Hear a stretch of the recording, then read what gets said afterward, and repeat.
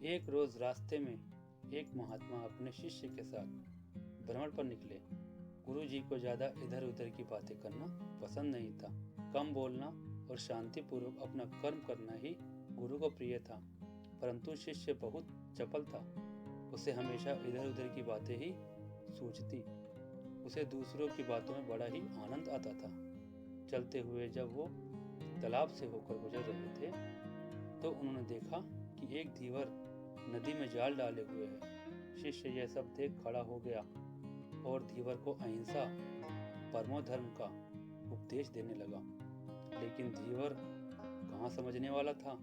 पहले उसने टाल मटोल करना चाहिए और बात जब बहुत बढ़ गई तो शिष्य और धीवर के बीच झगड़ा शुरू हो गया। ये झगड़ा देख गुरुजी जो उनसे बहुत आगे निकल गए थे, वो वापसी लौटकर शिष्य को अपने साथ चलने को कहा और शिष्य के हाथ पकड़कर ले चले। गुरुजी ने अपने शिष्य से कहा, बेटा, हम जैसे साधुओं का काम सिर्फ समझाना है, लेकिन ईश्वर ने हमें दंड देने के लिए धरती पर नहीं भेजा है। शिष्य ने पूछा, महाराज को ना तो बहुत से दंडों के बारे में पता है और ना ही हमारे राज्य के राजा बहुतों को दंड देते हैं, तो आखिर इसको दंड कौन देगा? शिष्य की इस बात का जवाब देते हुए गुरुजी ने कहा, बेटा, तुम निश्चिंत रहो। इसे भी दंड देने वाली एक अलौकिक शक्ति इस दुनिया में मौजूद है, जिसकी पहुंच सभी जगह है। ईश्वर की दृष्टि हर जगह है और वो सब जगह पहुंच जाते हैं। इसलिए अभी तुम चलो। इस झगड़े में पड़ना गलत होगा, इसलिए इस झगड़े से दूर रहो। शिष्य गुरुजी की बात सुनकर संतुष्ट हो गया और उनके साथ चल दिया। इस बात को ठीक 2 वर्ष ही बीते थे कि एक दिन गुरुजी और शिष्य दोनों उसी तालाब से होकर गुजरे। शिष्य भी अब 2 साल पहले की वह धीवर वाली घटना भूल चुका था। उन्होंने उसी तालाब के पास देखा कि एक चोटिल सांप बहुत कष्ट में था। उसे हजारों चींटियां नोच नोच कर खा रही थी। शिष्य ने यह दृश्य देखा और उससे रहा नहीं गया। दया से उसका हृदय पिघल गया। वह सर्प को चींटियों से बचाने के लिए जाने ही वाला था कि गुरुजी ने उसके हाथ पकड़ लिए और उसे जाने से मना करते हुए कहा, बेटा, इसे अपने कर्मों का फल भोगने दो।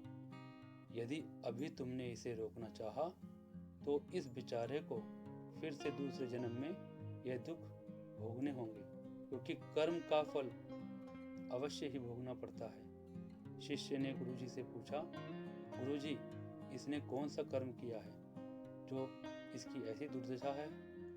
गुरुजी बोले, यह वही धीवर है जिसे तुम पिछले वर्ष इसी स्थान पर मछली ना मारने का उपदेश दे रहे थे और वह तुम्हारे साथ लड़ने के लिए आग बबूला हुआ जा रहा था। वह मछलियां ही चींटी हैं जो इसे नोच नोच कर खा रही हैं। यह सुनते ही बड़े आश्चर्य से शिष्य ने कहा, गुरुजी, यह तो बड़ा ही विचित्र न्याय है। गुरुजी ने कहा, बेटा, इसी लोक में स्वर्ग नरक के सारे दृश्य मौजूद हैं। हर क्षण तुम्हें ईश्वर के न्याय के नमूने देखने को मिल सकते हैं। चाहे तुम्हारे कर्म शुभ हो या अशुभ, उसका फल तुम्हें भोगना ही पड़ता है। इसलिए ही वेद में भगवान ने उपदेश देते हुए कहा है, अपने किए कर्म को हमेशा याद रखो। यह विचारते रहो कि तुमने क्या किया है, क्योंकि यह सच है कि तुमको वहां भोगना पड़ेगा। जीवन का हर क्षण कीमती है, इसलिए इसे बुरे कर्म के साथ व्यर्थ न जाने दो। अपने खाते में हमेशा अच्छे कर्मों की बढ़ोतरी करो, क्योंकि तुम्हारे अच्छे कर्मों का परिणाम बहुत सुखद रूप से मिलेगा। इसका उल्टा भी उतना ही सही है।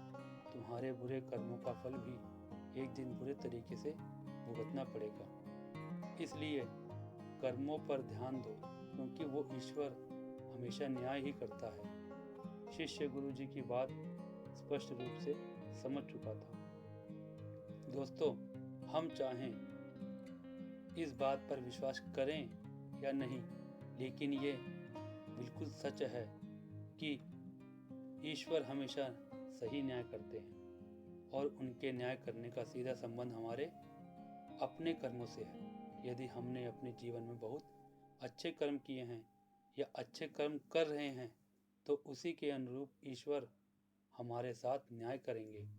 यह जीवन हमें इसलिए मिला है ताकि हम कुछ ऐसे कार्य करें जिसको देखकर ईश्वर की आंखों में भी हमारे प्रति प्रेम छलक उठे।